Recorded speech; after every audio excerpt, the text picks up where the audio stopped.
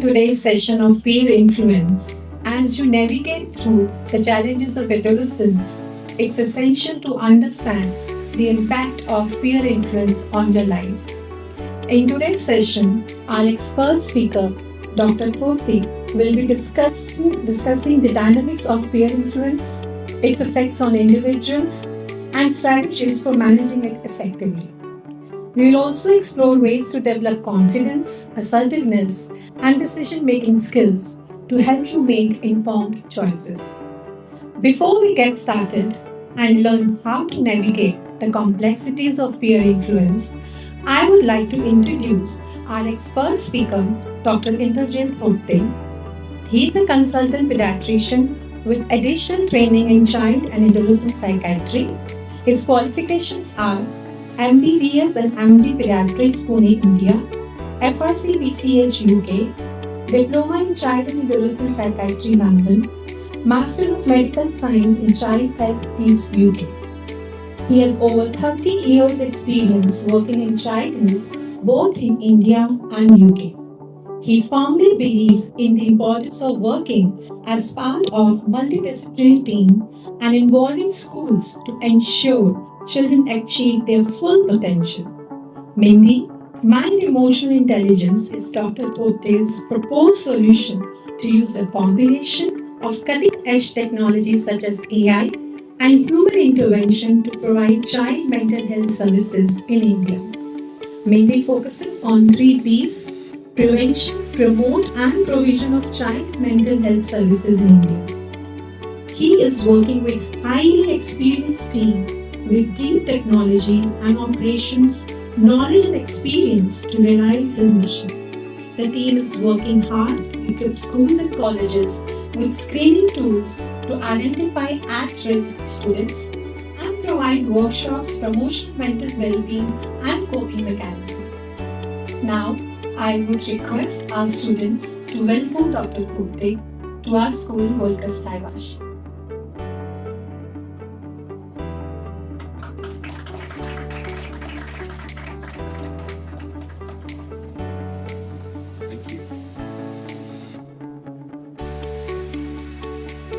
Over the mic to Dr. Thopte to take over the session.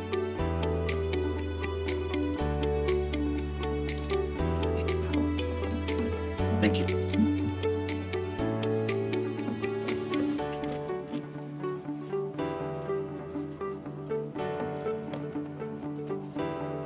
Good morning, everyone. Good morning. So, we've got about an hour for this, and I generally tend to stick to time. So we'd like to do it as interactive as possible. Otherwise, it gets a bit boring. The reason I like to do it interactive, not only because it gets boring, but when I ask questions and people answer, you're more likely to remember what we are talking about. If I just talk and talk and talk, you'll forget most of it. Okay? And this is a session aimed at you guys, so it needs to be something that you learn from it that will help you in future. Okay? Everybody can hear me? So I do tend to talk quite loud, so don't worry. If you can't, just tell me. So I think most of you who might have had some interaction with pediatricians, some of you might have doctors. Most pediatricians are quite mild compared to some of the other doctors, So don't feel afraid to ask questions. Don't feel you have to wait till the end. I don't bite anybody. So just if there is something you haven't understood or you want to clarify, you can ask at any point or stop me at any time and then we can talk about it. So, like I said, why have I titled this topic as peer influence rather than peer pressure? Why do you think I've done that?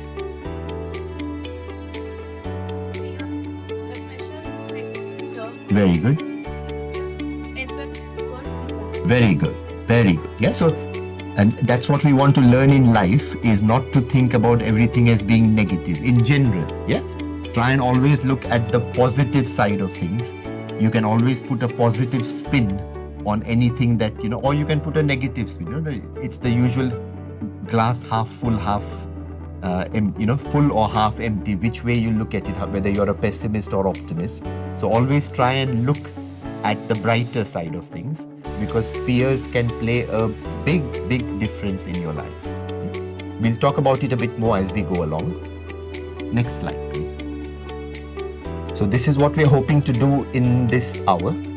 I really want it to be interactive. So yeah, the thing is, we'll go through a quick definition of what peer influence, or in this case peer pressure, is. Then we will talk about, as we said, the positive and negative peer influences. Then I will, I'll tell you about my experience. Some of you might feel, you want to talk about yours as well. Again, positive or negative. So it just gets us discussing things. Then we're going to talk about how to, deal with it, and aiming to try as hard as possible to maintain your relationship with your peer if that's what you want, unless you think, no, this is really not good for me and you want to. But in most instances, I would assume you want to still keep the relationship going, because that relationship will have its positives as well. So we'll try and talk about that. Then we'll talk about how, what kind of life skills you might need to deal with these situations. Again, we'll go through that bit. And then depending upon how brave and strong you're feeling, we might do a little role play at the end. I don't know if there are any aspiring actors amongst you. We could do a little bit of a role play, but we'll see. Yeah, I used to be terrified of role plays. Whenever I went for any courses, I would hope there wouldn't be role play. And if there was a role play, I would hope nobody asked me to be part of it. So I completely understand. If there is time, we can do it, or we can just leave that bit. Okay? Any questions before we start? All okay? Yeah? Next. Oh, sorry, just go back to the first one, previous one. Yeah. Anybody want to sort of tell me what is your understanding of, how would you define peer pressure? How would you say it in a sentence or two? What is peer pressure? Go on, yeah? So it is basically like what your peers expect from you. Yes. So it can have both, but it is mostly it mostly has a negative impact, because you then feel like you have to do this to be socially accepted. Very good. Yeah. Anybody? Any other thoughts on that? How else might you describe peer pressure? Yeah. Go on.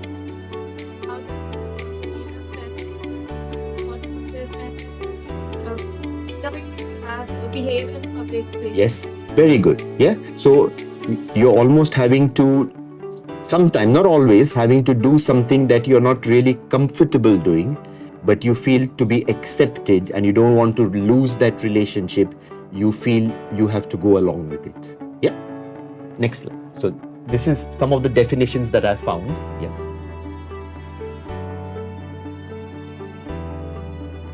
Yeah. So influence from members of one's peer group, or feeling that one must do the same thing as the people of one's age and social group in order to be liked and or respected by them. I don't think this next bit will be surprising to you. So the peak age at which people come under the influence of the peer pressure is usually around the age of 14 years. It might happen much before that, it might happen later, but the peak time is around the age of 14 years. And who gets it more, the girls or the boys? The girls. Yeah. Usually, it affects both, but it usually impacts much more on the girls.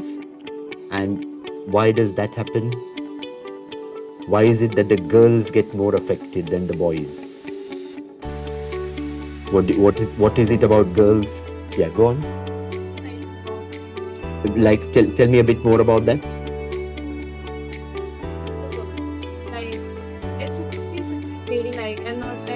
Manly or yes. Okay. It's just you need to take on the tradition. Yes, but that is slightly different, because that is to do with what the whole society is expecting out of you. Yeah, but in the peers bit, because so again, the negative impact on girls is usually from other girls. Yeah, it's not from it can be from boys as well, but often the impact of the peer influence is from the girls as well. So what is it about the girls in general that makes them more of a target? What is important to girls, not because they think it's important, but because that's what society thinks? Yeah, go on. What do you think it is? Yes. So girls are a bit more emotional than boys, but what is it that what is happening in the lives of young girls, which is much more important to girls as such compared to boys? Who needs to look good? Who needs to be Alia Bhatt or Kim Kardashian? Yeah. You might want to be a Salman Khan, but it's not that important for boys. To be accepted. I might want to look like Shah Rukh Khan. That is different. But not many people are expecting me to look like that. So if you're a boy, you don't have to be handsome. Yeah. But if you're a girl, to be accepted by not only the boys, but even within the girls, yeah, your body image is very important. How you look. If you're good looking, then it is more likely you will have more friends. Yeah. And like you said, the conforming to norms as well is there, but the bigger pressure on girls is to look good. Yeah. And do you know when all this changed? Obviously, you know a lot about the impact of social media, but when did this become even more important for society, but especially girls, to start looking good? What technological advance was there that made this happen? Yeah, go on. Cinematography in India. Yes, but there was something particularly in the... Yeah, you go on, yeah? Plastic surgery. No, I think we're still not there. We're getting there, but hopefully that's not still become a big issue. Yeah, yeah. Something happened to people's phones in 2010. I think it happened. Something happened to the iPhone, which wasn't happening before. What was the biggest change that happened in? Camera. Very good. Yeah, so the camera was there, but now you had a forward-facing camera. Yeah, so you could take pictures of yourself. So one is the camera changed. And what was the second thing that changed in 2010 with the phones? Sorry? No, internet has been there since the 90s. Yeah, 90s. Yes, so what was that other feature? One feature was that the camera, you could look at yourself and take pictures. Yeah. Yeah, okay, you're not getting there, but there was one particular... No, did you want to say something? The feature to share those pictures. Yeah, you could share them, but along with sharing, what could you do? You could... Comments. Yes, so you could either like or dislike. Yeah, so the more likes you get, that means you're more popular. Yeah, and if you didn't get likes and there were more dislikes, then that again worked against you. So what society thinks is those two things, the forward-facing camera and the like and dislike, then started impacting on people's health even more. It had started, but that just made it even worse. Yeah. Something important for you growing up, because now as you become adults, you are going to have your own children. And it's important for you to learn that when you grow up, how do you parent your children? Yeah, because that is going to impact on your child's mental health overall, but even how to prevent them from the peer pressure, because I suspect it's going to get even worse. When your children are 13, 14-year-olds, it will get even worse by then, unless we do something about it. Yeah. So sometimes, unfortunately, there are some parents who can be quite negative towards their children. You are useless, you're an idiot. You will never look at this one son, he's come first in class and you have come 40th or whatever. So making children feel bad about themselves already before they even start interacting with other children, and by the time they become 14, if you already got a negative image of yourself, then you are more likely to become a victim to peer pressure. Yeah. Whereas if your parents bring you up as very confident, no matter you don't look like Alia Bhatt, but that is not the most important thing. You are such a nice person. You are so caring. You are loving. You look after other people. You're polite. You're nice. That is more important, because how you look has got nothing to do with you. You can't take credit. If you're very good looking, it has got nothing to do. You can't take any credit for it. You look the way you look mainly because of how your parents look. Yeah. So your looks are mainly genetic. At 60 and 70, if you maintain your looks, then you can take some credit for it. Yeah. But in your early 20s, you just look the way you look. Yeah. I always tell people, as a doctor, I cannot choose my patients. Whoever comes in through the door, I have to deal with them. I can't say I won't see you and I only see. Yeah. So similarly, we can't choose our parents. Whoever are our parents, they are our parents, and then you have to make do. Yeah. So, and you look like your parents do. So be careful when you are, raising your children. Make it a nice, warm, loving environment for them. Not even within, if you have 3 children, don't compare one against the other or favor one against the other because one is brighter than the other one or one is better looking than the other one or whatever. Yeah. Any questions? Or anybody want to make any comments about what we've spoken so far? No? Next slide, please. So now we look at the types of peer pressures, or peer influence. So we've said about positive. Yeah. Can you give me some example of your own, when has something happened to you where your friend or your peer has said something or done something which has had a positive influence on you? You don't have to name these people. You might want to, they sat next to you or whatever. You might feel comfortable, but you might not. Anything somebody has said to you that made you feel like this is really nice, it was so nice to hear such a thing. No? I'm sure you heard something from you. Can anybody think of something that their friend has said to them that made them feel really nice?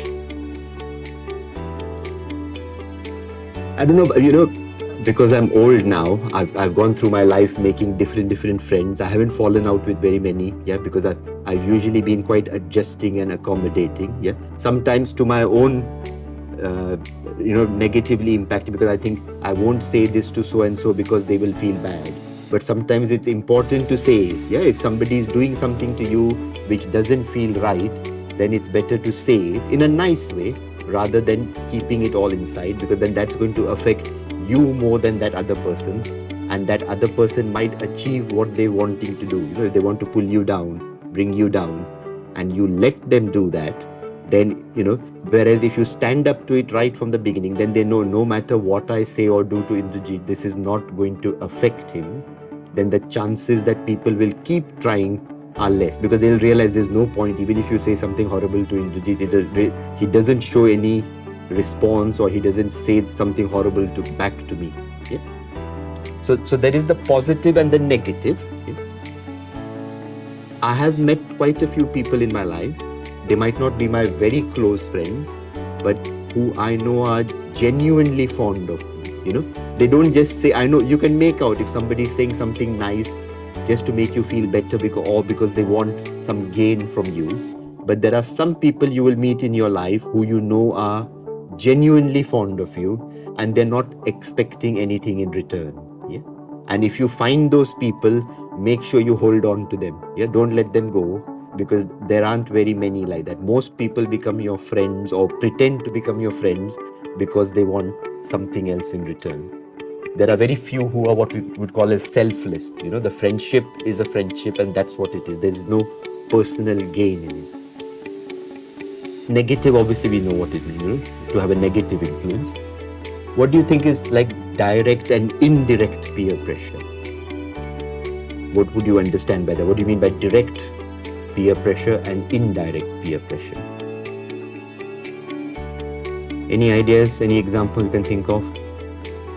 So direct is literally face, you're being told on your face, you're not good enough, or we don't want you to be in our friend circle. So there's no doubt or anything. It's very clear. It's been said to you on your face, and it is what it means. Sometimes it can be a bit indirect, so it's coming through other people. Or the way it is said is not very obvious, but when you think it through, then you start realizing that there is a deeper meaning to what has been said. So obviously, if it's direct on your face, you will realize it straight away that so and so is trying to put me under pressure. But if it is indirect, then it might be a bit more difficult to realize. So always be on your alert. Be on your guard. Keep your eyes and ears and your brain open to make sure. And the moment you start getting the clues, then it is better to start acting then, rather than to wait for it to get out of hand. Because with most things, how they say prevention is better than cure. The moment you start noticing something, go by your gut feeling. If you feel this doesn't feel right, you're probably right that this is not right, and let's act on this sooner rather than later. Okay? So what can it make you feel? How would you know something is not right here? It doesn't feel great. How would you feel within yourself to think, this is not good? What kind of things might you experience that makes you think, I need to take myself away from this? There are some clues there. Yeah, go on. Yes, so you can start feeling, that you're useless, or you're not good enough, or you're not good looking enough compared to others. Yes, overthinking is another thing that might be happening. Yeah, go on. Turning our back on our own morals. Yes, so you might then start wanting to do something that you're actually not really comfortable with, which will then again impact on your health. Yeah. If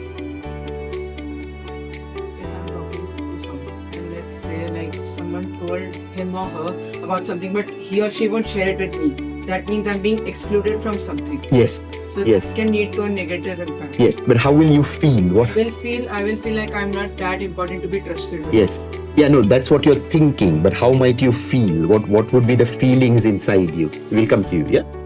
I will feel bad, I will feel neglected. Yes, you might feel sad. You might become a bit more quiet, yeah?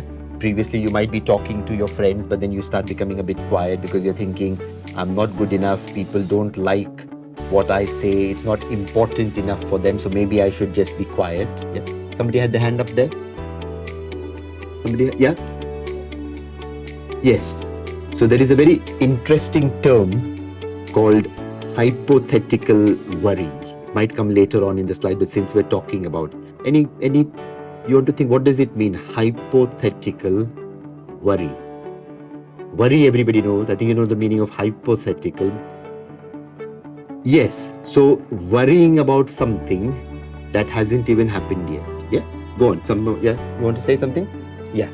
So, this thing about the self-doubt, or thinking I'm not good enough, or if I stand up here and speak, I might make a complete mess of it, and people will laugh at me, and they will do this and they will do that. Yeah.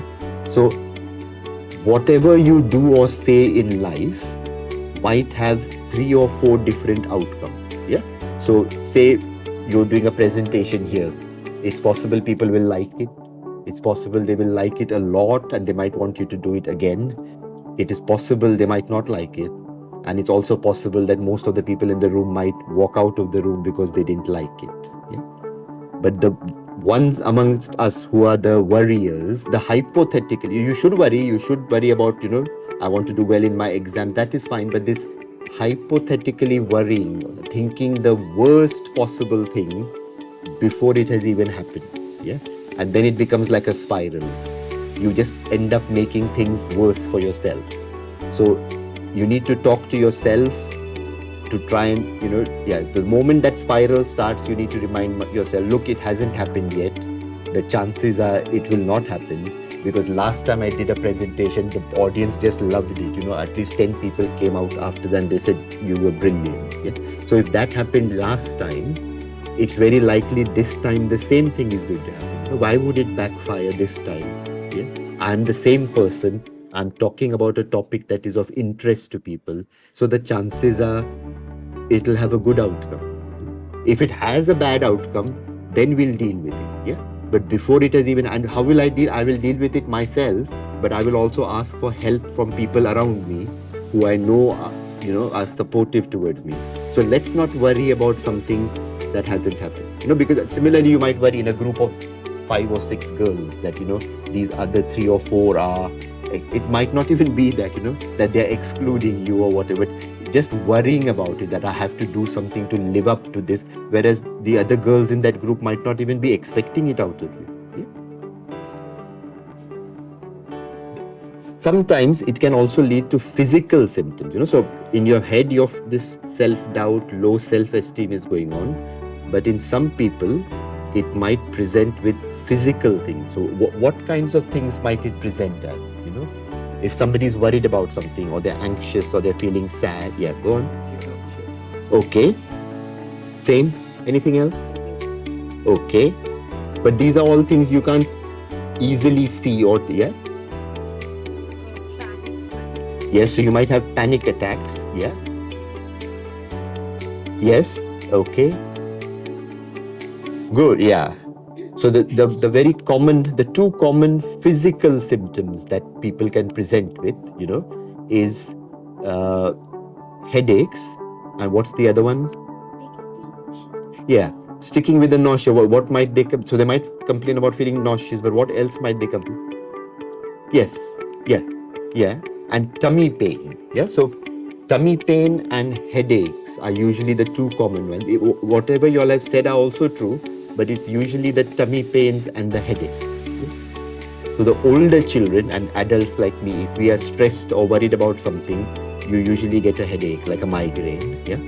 But with the younger children, so between 5 to 8-year-olds, they don't often complain of headache. If a young child complains of headache, we take it very seriously, because one of the things we think is they might have a brain tumor. Yeah, 5-year-old children don't normally complain of having a headache. But so they are usually more likely to complain about tummy pain, because they are worried about things and they're trying to hold it in, and that. So what we say is, we call these conditions, what we say is functional disorders, meaning there is no physical problem. There's no blockage of the bowel, or your blood pressure is not high that is causing the headache, but it is the worry that is causing it. So the pain is genuine. We always tell the parents and we tell the young person, nobody's saying you're making this up. Yeah? The pain is there. The pain is genuine. It's just that the cause is not appendicitis or a brain tumor or something. It is this worry which is releasing different hormones that is making it, like for the headache, it might actually dilate your blood vessels, change your blood pressure, that is causing. So we always tell parents and we tell teachers, if children are complaining of these things and it doesn't quite make sense, that there is no physical, then you have to think something else is going on that is affecting this child or young person. And if you don't deal with the problem, that headache or the tummy pain is not going to go away. Yeah? With medicine or doing 101 tests is not going to help unless you actually deal with the problem, or the person who's facing the problem is able to talk about it. Either they go up to their teacher and say, look, these other girls are being mean to me. And yeah, so it needs to come out. If it all stays in, it's going to impact on your health. Okay? And the worst case scenario is, some people might make decisions which are, harmful to them. And, do you know which country in the world has the highest suicide rate? Is it Japan? What did you say? Yeah. So somebody said South Korea, somebody said Japan. Any other guesses? Yeah. I don't know about Delhi, but it is India. Yeah. So India has the highest. Go on, yeah. I don't know about a particular place in India, but it is India. Suicides of teenagers, India is the highest, but overall it's Japan for other ages, mostly for teenagers. As far as I know, but you guys are more into, you must be reading more up-to-date stuff than I do, but I think overall it is India. And according to the records, obviously the records, what happens in some corner of India we wouldn't even know, but the rate is about 35 suicides a day, yeah, in India. And most of them are in what we call as the late adolescents, meaning like 16, 17, 18, 19, 20-year-olds. Yeah? That is the group where they are most at risk, and it is highest in the world is in India. Okay, and there is something very unusual about the usually between men and women, the women are more likely to make more attempts at suicide, whereas the men are more likely to complete it. Yeah? So if they've decided I want to take my life, the men are more likely to be successful in, killing themselves compared to the women. But I think, according to what I've read, India is the only country where it is the women who are more likely to complete, carry through their plan. Yeah? Like how India is the only country where there are more men than there are women in the country. Similarly, India is the only country where women are more likely to complete the act. Okay? Next slide.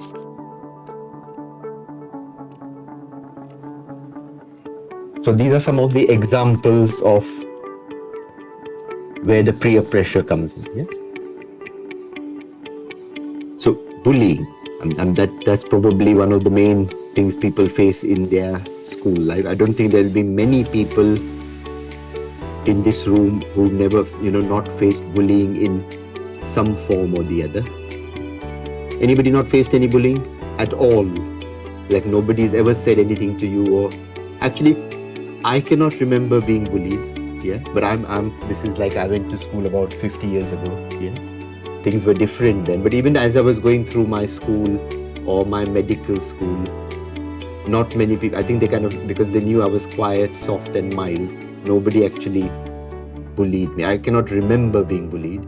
But anybody else has managed to manage so far without nothing nasty or things being said to them or being asked to do something? Good.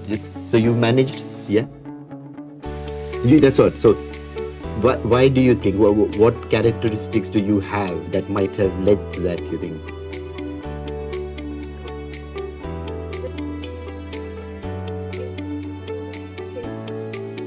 Okay, so because you're in a closed, like you have a few friends and that's what you have. You're not very, people don't have to be like that to avoid the bullying, but that's probably just a personal trait of yours. Yeah, I used to be, if you look at me now, you'd not imagine, but if you ask my friends from 30, 40 years ago, they would say that he was always like quiet, he did his job, studied hard, and he became a doctor, and that is it. Yeah. So very few people will escape without being bullied, and I don't think you should be carrying your life through wanting to avoid being bullied, and therefore you will not say something that you need to say. Yeah, how you say it matters, but it needs to come out. Okay. Addiction is increasingly becoming a problem. Yeah, whether peers are making their peers either try and take alcohol even if they don't want to. Yeah, smoking. I don't think vaping is a very big thing in India at the moment. Is that right? Are people vaping? Yeah, because I was asking my brother who's got children, because I don't live here, but I don't see people on the roads vaping either. But this is a big thing in the UK and in the Western world, where vaping, and usually things in India follow about 10-15 years later. The same thing comes in here as well. But vaping has become a big issue. I live in the UK, so I can see it there. Even 14-year-olds are vaping, 12-year-olds are vaping. Yeah? Do people know why did vaping come in? What does it do? Like, why do people vape? Yeah, no, but why do they vape? What are they trying to replace by vaping? Yes, go on. That is trying to be as of he knows vaping and he's getting on. Yes. He was a good smoker. Yeah. And then he's smoking and everything comes back to us. Yes. So you're right. The children are vaping because it is cool to vape. But why are the adults vaping? Yeah. So basically, the adults who previously had an addiction of smoking Yes. try to replace it with the nicotine that is produced with vaping. Yeah. And also, vaping is also available in many flavors, so it Yes. also adds to the level of addiction. Yes. Go on. It enhances your cravings. Does it enhance it? Does it make you want to smoke more? Or no, you might get addicted to the vaping. But the vaping is being done to try and avoid smoking. Yeah, that's what the adults are doing it for. So, sorry, did you? Yeah. Common belief that vape is much healthier than smoking. Or less harmful. May not be more. Yeah, less harmful than. Yeah. Okay. Yeah. Yeah. Yes. Addicted to Yes. So the original intention with vaping was to reduce your cravings for smoking, But you have to be very careful when new things come up. People will tell you this is better. Yes, vaping has no problem. It's better to vape than to smoke. Yeah. But as you know, things are being researched all the time, and something we said 20 years ago, this is fine for you, might change. Yeah. So you have to, when you're making decisions, should I try this? Should I try that? Always think that today this might be okay, but once they do more research in 10 years time, they might actually think this is bad for you. And that is what has happened with vaping now. Yeah? So when it started, it said this is good for adults rather than because smoking we know is harmful, so vaping is better. But now the research has shown that even vaping, it's not addictive as much as smoking, but it can still damage the linings of your lungs and make you more prone to have chest problems as an adult. Yeah. For children, the worst bit is that it's becoming an addiction, and like you said, there are different flavors, and you want to try all these different things. You want to look cool because your friends are vaping, and therefore you want to fit in there and you want to start vaping as well. Another thing that vaping is doing is not good for the environment, because once that is finished, people are throwing it away, and that is adding to the pollution, and disposing this off is also becoming a problem. Yeah. Risk-taking behavior, you know what we mean by that. Yeah. So people are because there is this feeling that you want to belong, you then start taking risks. Yeah. And remember, the risk can then lead, like I said, with the suicide attempt, you might not complete it. Sometimes you might not even have the intention of completing it, but you've taken that risk even by mistake. It can lead, you might complete your suicide even though you were not intending to do it. Yeah? You might have done it just because you want to get some attention or some support, but it just takes one little mistake and things can go out of hand. And like I told you before, appearance and body image. Yeah? You're not good looking enough. These kind of things can put a lot of pressure. Something quite sad has happened abroad, again from the UK where I come, that there was this clinic in London for people who have issues with their gender identity. They identify being a girl, they might identify being a boy, which is it's a biology. It's not a disease, or just some people are like that they identify as being the different person, and which is fair enough. They can get the help and support to manage that. Yeah. But what has become quite scary now is because there is so much pressure on girls to look good, some girls are wanting to change their identity into becoming boys, not because they want to, but like I told you before, it's just because they know that as boys there is not that much pressure to look good. You get what I mean? Yeah. So that's quite scary now, that people are wanting to change the gender only because they want to fit in. Yeah. Go on. Yes, all sorts they do, but it's not because they want to, but because, yes, they are feeling pressurized to do it. Medicine advanced so much that medical procedures to change it. And there was a case of this girl in America, and she's fighting in the court against the doctors who told her parents that if she doesn't transition, she would die, and she's actually regretting the decisions that she and her parents. Yes. So, yeah, go on. After they change their identity. Yeah, the gender. To reduce the pressure. They want pressure from society as wide as they do. Yes. Yeah. Don't get me wrong. As a doctor, I know that there are some people who genuinely feel that they are the wrong sex. Yeah. And they do need to get the help and support to change the sex. So there are people like that, but it's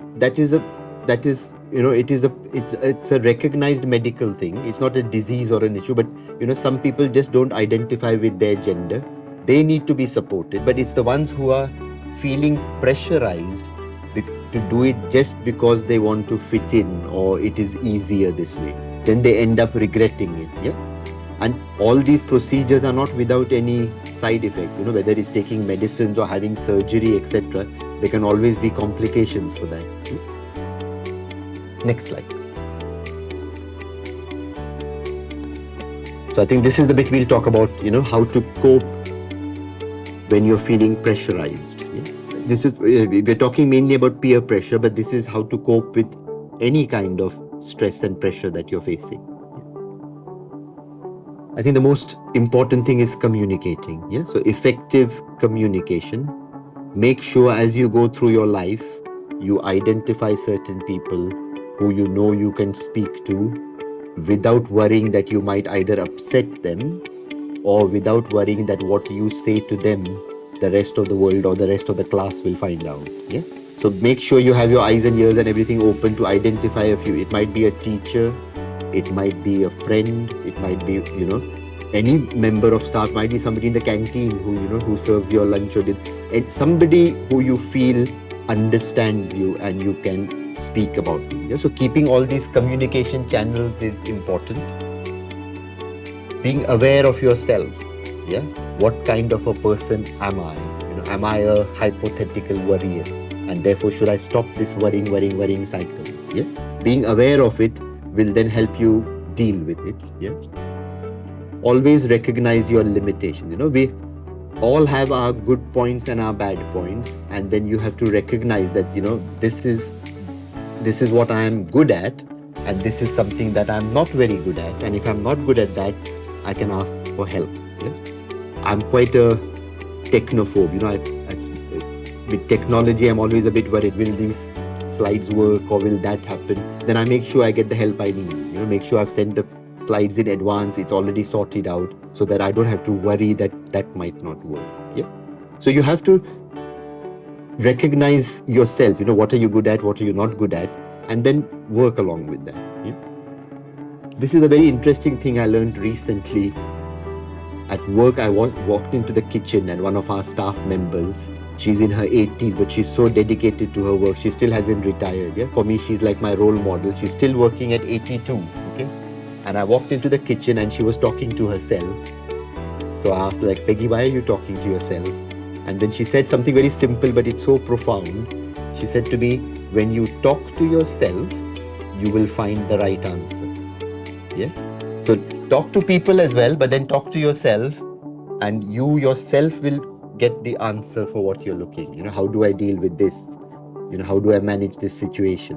When you're self-aware, you know what you're good at, not good at, just talk to yourself, you will find the answer. Sorry? Okay. What are they saying?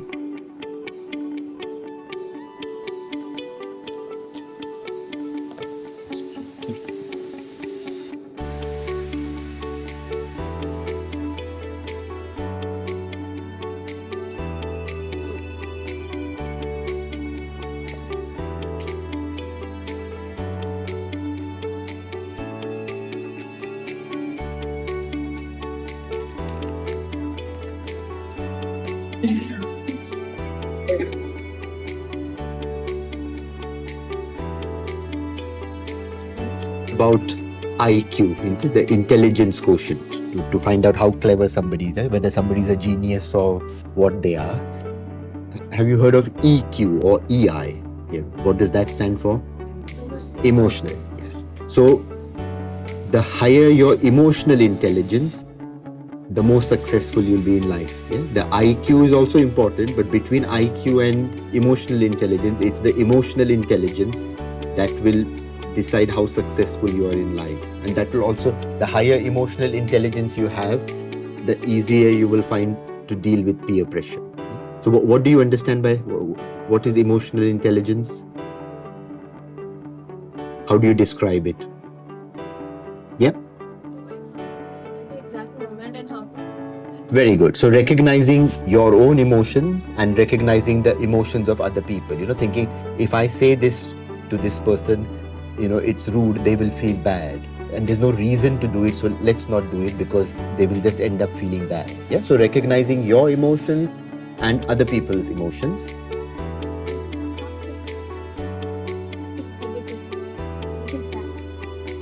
That's because you've recognized your emotions. So you're thinking, I'm not going to let this affect me. Yeah. It's what they call as personal skills or soft skills, like this, recognizing your emotions, simple things like saying please and thank you, or keeping your promises. If you told your friend, yes, I will get this book for you tomorrow, then making sure you get the book for them tomorrow without them having to ask you again. So these are the softer things, but this is what will help you in life to become successful as well. Yeah, not just for you to feel better about yourself, but when you work in teams, people will think, let's give Indrajit the job because he's the kind of person who is polite, and if he says he's going to do something, then it will be done. Yeah, that you will not be waiting to find out, is it going to be done? It will be done. And more importantly, if it's not done, he will come back and tell you, look, I tried and it hasn't happened. Maybe you need to ask somebody else. Yeah. Were you going to say something? Somebody had their hands up? Creative thinking. Like I said, rather than the hypothetical worrying, thinking creatively, putting a positive spin on things helps as well. Then obviously there are things like, going to group sessions where you can express what you're thinking without having to feel, that you'll be judged or people will think badly about you or they will make fun of you. Yeah. And then obviously there is the counseling and the therapy, which is like the next steps. Yeah. There's a very nice term I came across, make sure in life you have at least one good friend. Yeah? You don't need 10, you don't need 20, you need at least one or two, even if it's one, but make sure you have at least one good friend. And encourage your children also. Sometimes parents say, don't play with this one because he's this or he's that. If there is a genuine reason, that's fine, but just because you don't approve of somebody, as long as they don't have a bad influence on your child, encourage them to have friends. Yeah? And it's something we call as a sunshine to sunset. So all through they are available for you. Somebody you can talk to about anything without feeling judged. You won't feel like, if I say this person is going to stop being my friend. They might tell you that what you've done was wrong, but they will still support you and they are around for you. Yeah? Try and make sure you find at least one. Okay? Do you know, in our lifetime, in your family, okay, whether it's your parents, when you get married, your partner, your children, which person in your life will you know for the longest period? If sibling, yeah? So remember that, yeah? The person you will know the longest in your life. You might make a friend when you're 5 years old, but if your brother or sister is 1 or 2 years older than you will know them for much longer than you will know anybody else in your life. Yeah. So make sure you do not fall out with your siblings. Yeah. You might not hug and kiss them every morning, but make sure they are around for you and that you are around for them. Very often, you might have heard of it or you might experience it yourself as you get older. When other people come into your lives, they might start creating a wedge, make you doubt your siblings, or there might be issues about sharing property. My brother got this and I didn't get that. And don't let anybody influence your relationship with your siblings unless there is a very good reason for it. Yeah, if you have seen evidence of it yourself, that is different, but don't let other people influence it. Yeah? If somebody says your brother said such and such about you, just challenge it at that point. Don't hold it in and make it fester and then break relationships for no particular reason. Yeah? Because again, your siblings will be able to help you. If there's something you want, you don't feel confident to say to your parents because you think they might get upset. If you say to your sibling, or your sibling might notice it, that my sister is not talking as much as she did before, or when we go out, she doesn't play with her friends, they might report it to the parents or to the teachers. Yeah. Anybody know what ikigai is? Oh, lots of, yeah. Go on, tell me one of you. Yeah, go on.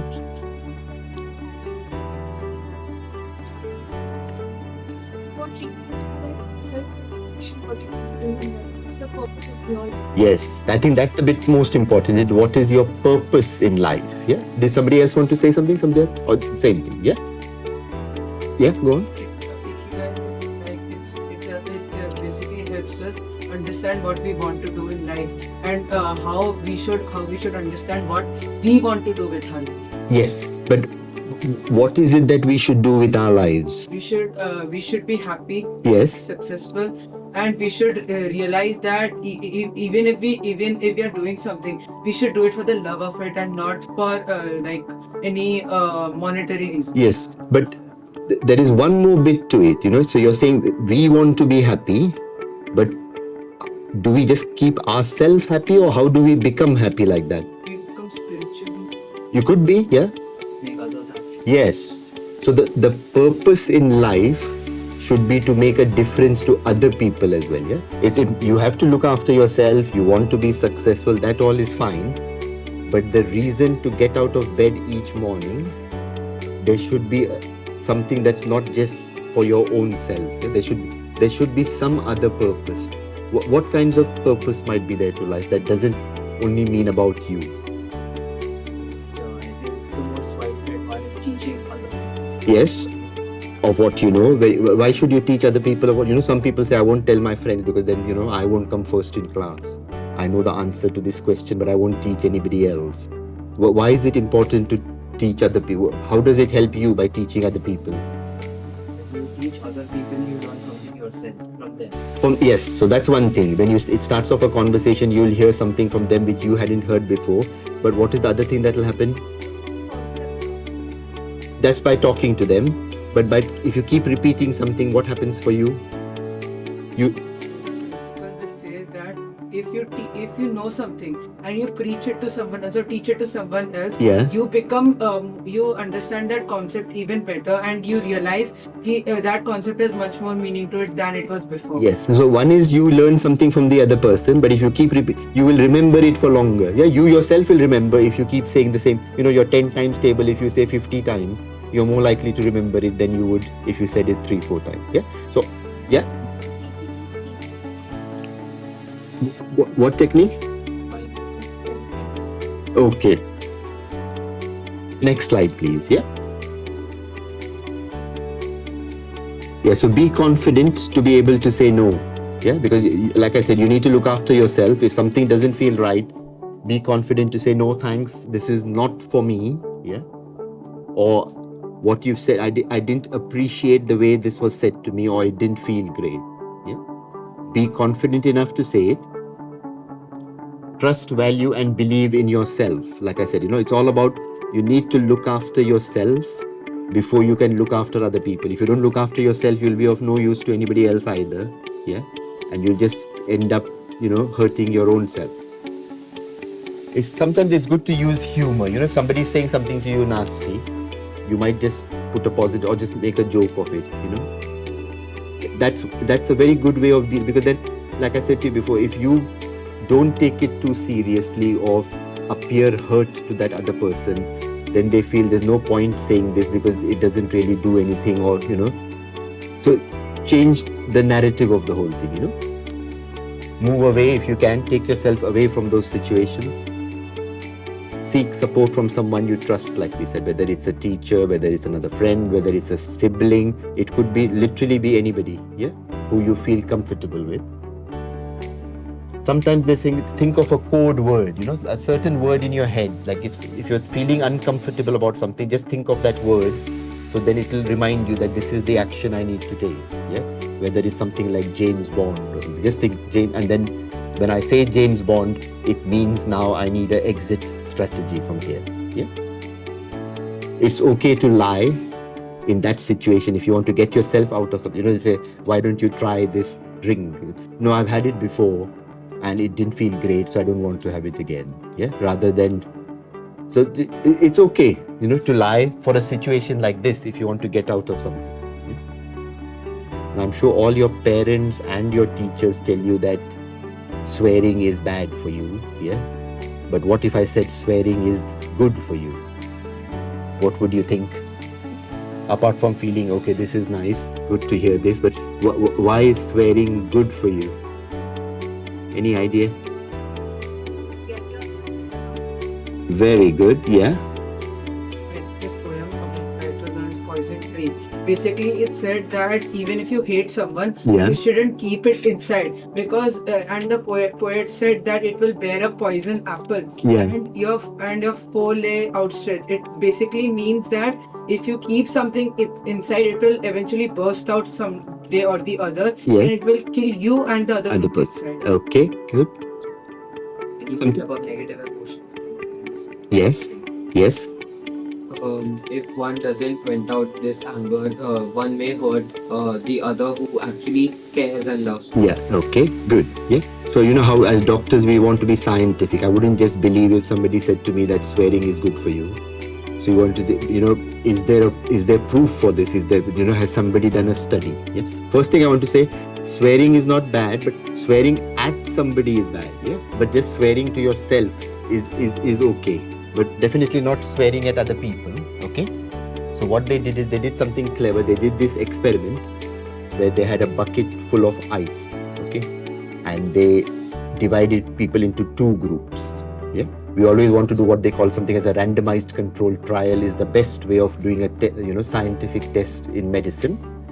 So there was a bucket full of ice, two groups of people, and one group was said, put your hands in this bucket of ice, and we want to time how long you hold your hands inside the bucket. Okay. And so that was one group. And the other group was told same thing, put your hands in the bucket, but you're allowed to swear, whilst you are got your hands in. And who held their hands in the bucket for longer? The swearing.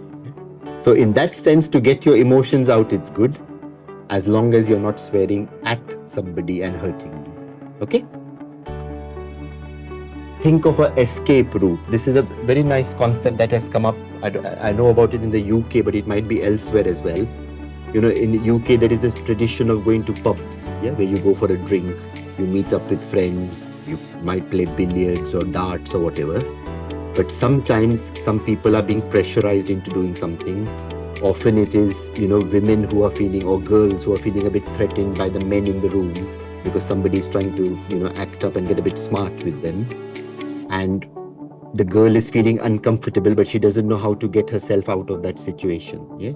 So there is this code word that they've designed in the country. So if you go up to the barman, at the day, and just ask the question like, where's Angela? Yeah. Just using that word, where's Angela, the barman knows that this lady is feeling threatened and I need to find a way to get her out of this. Yeah. I think even in the United States, they have a system where you go to the barman and you say, I want an angel shot. Yes. They have the same. Yeah. Usually the UK tends to copy what the US does. So maybe this where's Angela has come after the US. Yeah. But I think it's very clever, because if you're not feeling brave enough to say, look, I need help, call me a taxi or whatever, just by saying a code word, will alert other people. Yeah? And we talk about psychological first aid, help, listen actively. So if somebody comes up to you with a problem, be interested in their problem, try and provide some solution. Don't make it sound like you have to do what I said, but you think, look, these are the 3-4 options. Try and select one of these, this might work for you, etc. Be kind to yourself. Keep talking, remember Peggy's advice, talk to yourself and you will find the right answer. Don't let other people in, you will find people in life who are very negative to you, they criticize you a lot. When you recognize those people, just take yourself away from them and surround yourself with positive, people. Yeah.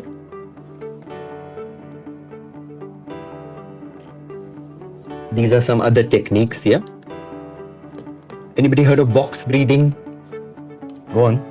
So it's like a breathing system where you draw a box and inside of the box you hold your breath. Yes. One side you take it. So you take your breath in and you hold it.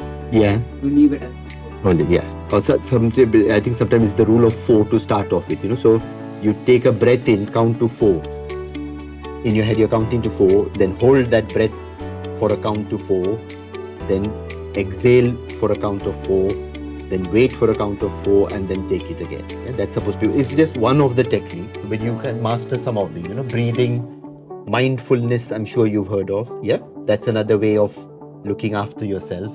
Physical activity is very good, going outdoors, playing, going to the gym when you get to that age when you can, playing outside, whether it's hockey, football. Being active helps your mental health as well. It's not just your physical health. Diet is important, watching what you eat is very important. Anybody know what this term of ultra processed foods is? This is something that's again coming up quite a lot now in the world. Anybody heard of ultra processed food? No?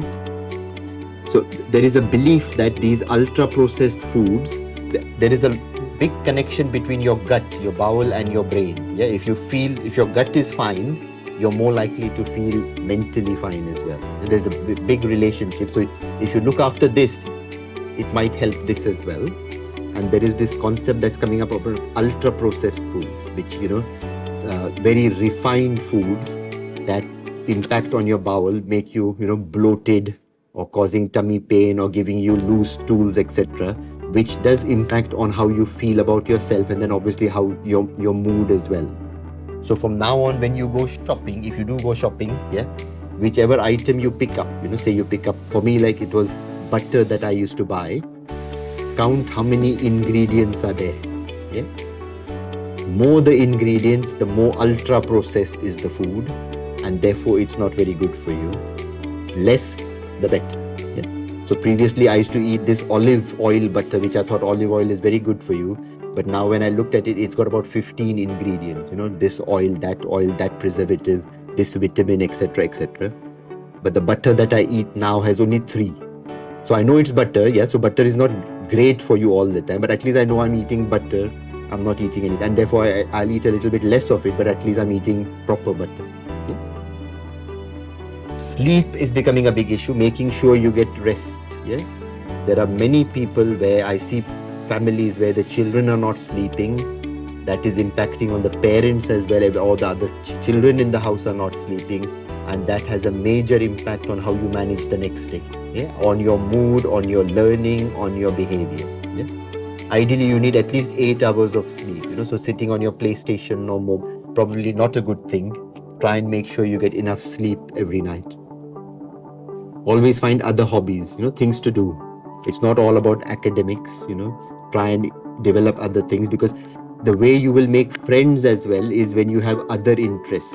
Yeah, nobody is that interested in making friends with a genius. They would rather have it, somebody who's interested in sport. In the UK, football is a very big thing. Yeah, so for boys to make friendships, even if you don't play football, you might not be interested in actually playing, but knowing about football, this team, Manchester United, this player was sold to that one. If you know that, it's easier to make friends. In fact, when I went to the UK, I was a little bit interested in football. I was not that interested in football. But when I realized that all these boys, they like to talk about football, that as a doctor, when I have to, speak to these patients, I realized that if I know about football, these boys will talk to me more. They'll tell me what is happening to them, whether their head is hurting. Otherwise, they'll just sit there and not say anything. Yeah? But the moment I start talking about football, they will talk. Even the parents tell me, doctor, I didn't think my son would speak to you, but I think they did because you spoke something about football. Similarly, knowing something about music, who are the recent pop stars or whatever, is good. Having information is good because that's how you will build up a conversation and make friends with the right people. Laughing therapy, you heard of it, yeah? You just laugh. That's good for you because it gives you all the hormones and chemicals that helps with it. Yeah? Procrastination, what do you understand by procrastination? Putting off.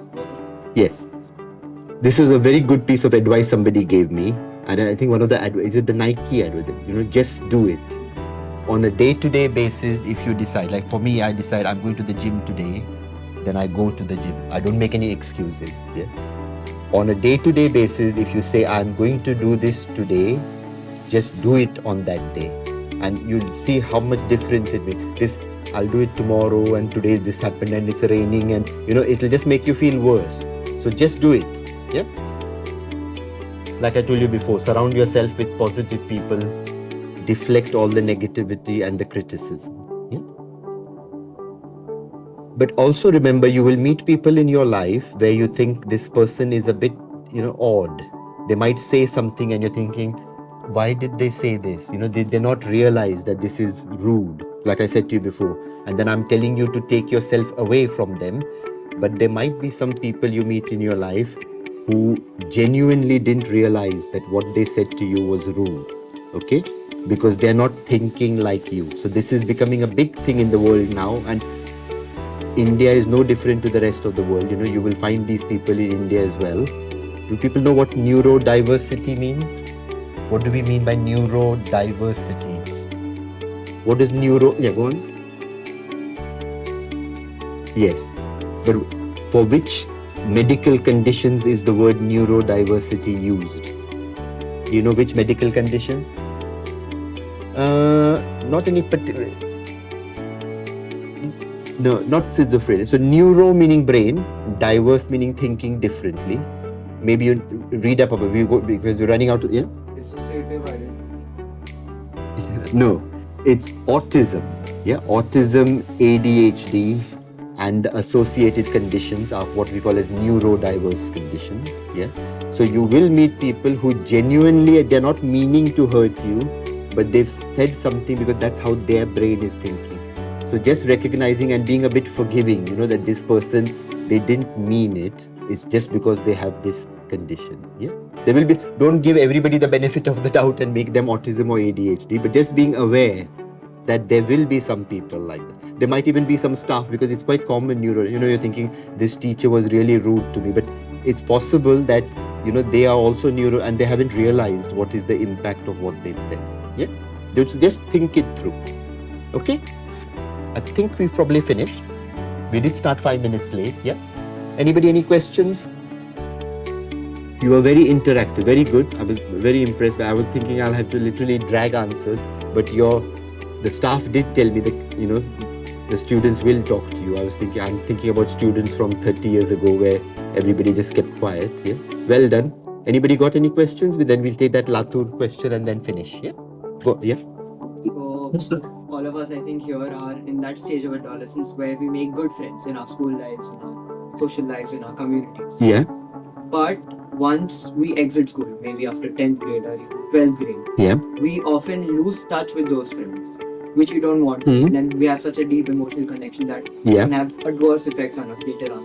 So how can we combat that? Yeah, it's a very good question, because I do have an answer to that.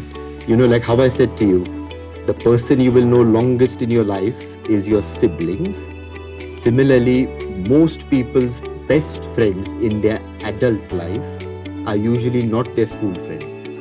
Yeah, it's once you go to university or once you start working. It doesn't mean don't keep it would be great if you can keep your school friends, but if you ask most people my age, their best friends are not the ones that they made in school. Yeah, it's usually university, like my medical student friends or where I work. Those are usually the friendships that go on for long. Try to hold on to whichever good ones you find anyway, but don't feel too bad if you lose touch with your school friend, because everybody will go a different way.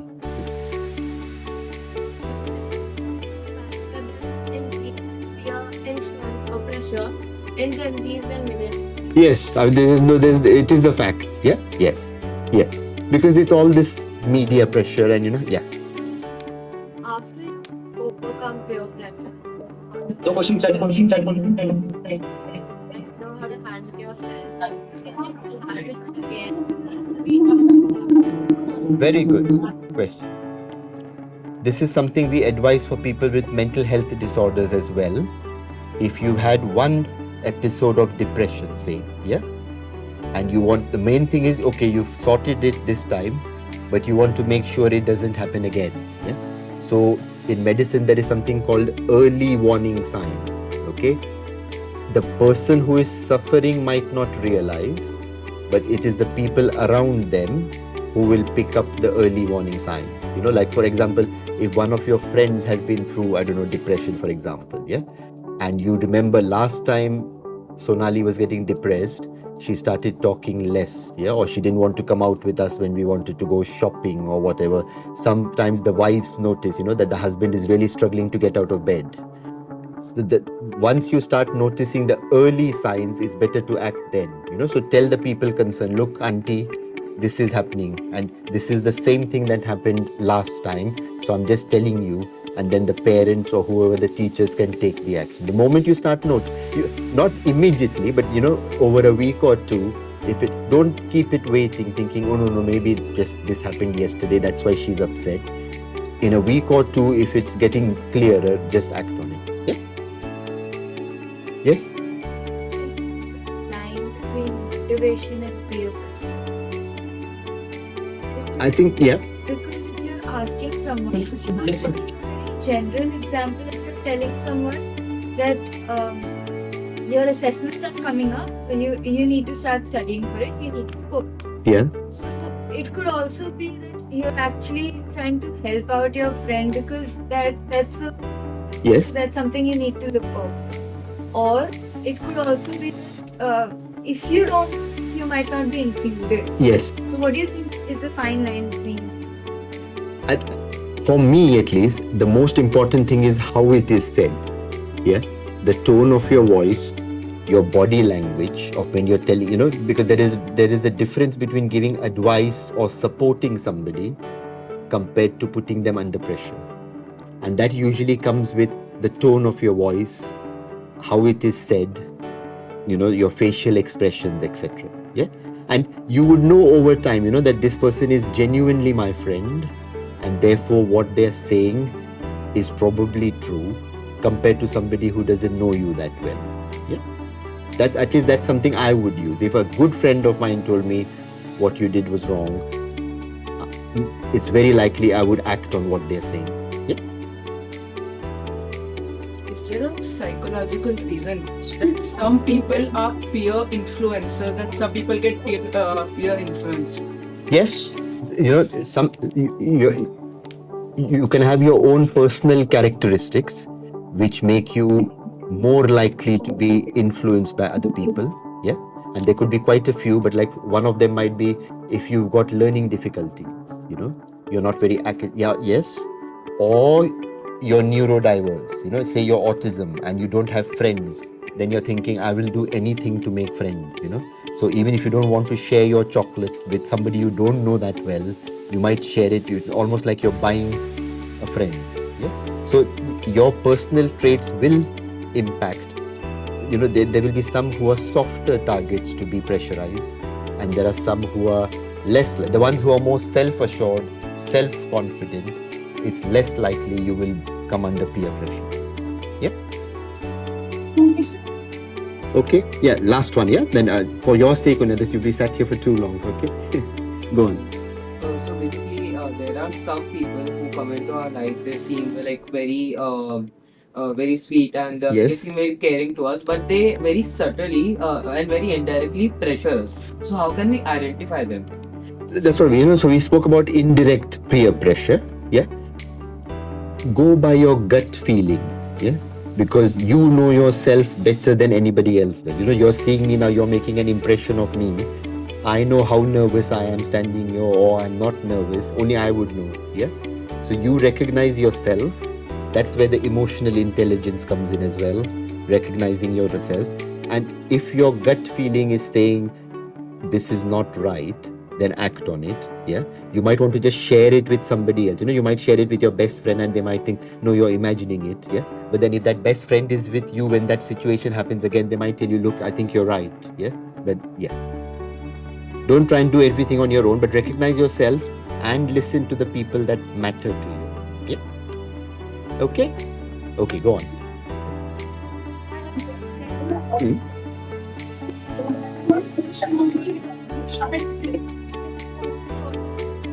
Yes.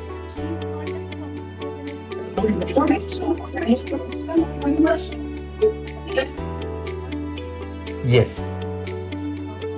So if you remember, I used that word called active listening. Yeah. Sometimes the friend comes to you with a problem. They might come to you with a problem rather than trying to provide the solution straight away, because in your head you're thinking this is a problem and you need to deal with it such and such. But actively listen, let them talk to you first, tell you their side of the story. Then you start thinking of different options. Yeah? That is probably a better way of dealing with it, rather than your intention might be right that I need to tell so and so because I think they're going to get into trouble. But again, it matters on how it is done. The language that you use, your body language. And sometimes it might be, maybe you're not the right person to do it. You might be friends with them, but there might be somebody else that they're even closer to. Yeah. So you might want to discuss it with them and ask that person to speak. Don't feel you have to sort the whole world out. Yeah? We all have a role to play in all this. Each one has our own skills. Somebody else might be better in persuading somebody else, or yeah, that's how you deal with it. Okay? If you're worried, you should act on it, but then you don't always have to be the solution to the problem. There might be somebody else who is better at it in that situation. Okay? Okay? So, Latur sir? Haan.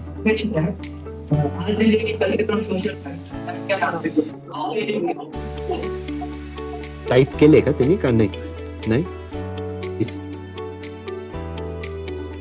Hello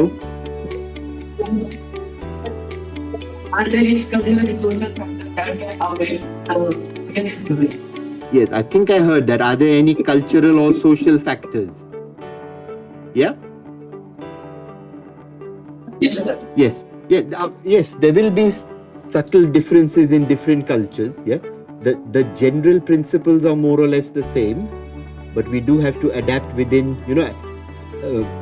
there are situations where, like we said to you, about girls following a certain norm. We have certain expectations of girls. This neurodiverse condition that I was talking to you about, autism, yeah, it's more difficult to diagnose in Asian girls because we just expect them to be a certain way. Okay, so yes, there will be differences. In each culture it will be different, but the general principles are more or less the same. How you deal with it is also more or less the same, but there will need to be some fine tuning. Okay?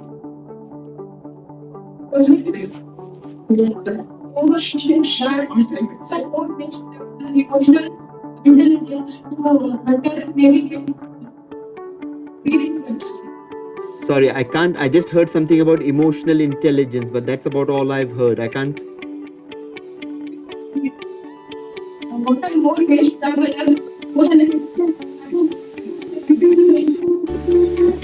नाही ना अच्छा 2 mic on आहेत का I'll tell you what, if you should I ask them to send it to you? Yeah, Armit. Yeah, if you can hear me, just send your question to Mrs. Amrit Sethi and she'll forward it to me, and then I'll try and provide the answer. Okay, and we'll send it back to you. Okay?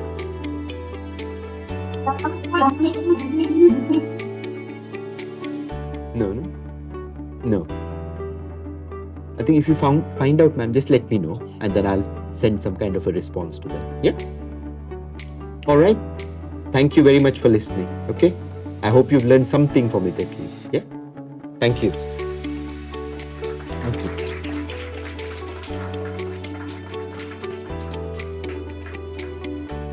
On behalf of Goldcrest High students and staff, I would like to extend a heartfelt vote of thanks to you for sharing the valuable insights on peer influence, its meaning, ways to handle it, and the essential life skills as well. Your thought-provoking presentation has equipped our children with a deeper understanding of the impact of peer influence or peer pressure and practical strategies to navigate its challenges. Your expertise and experience have made the topic engaging and relatable. We are grateful for the time you took to share your knowledge with us. Once again, thank you so much, Dr. Thopte, for your enlightening session. We appreciate your contribution to our school community.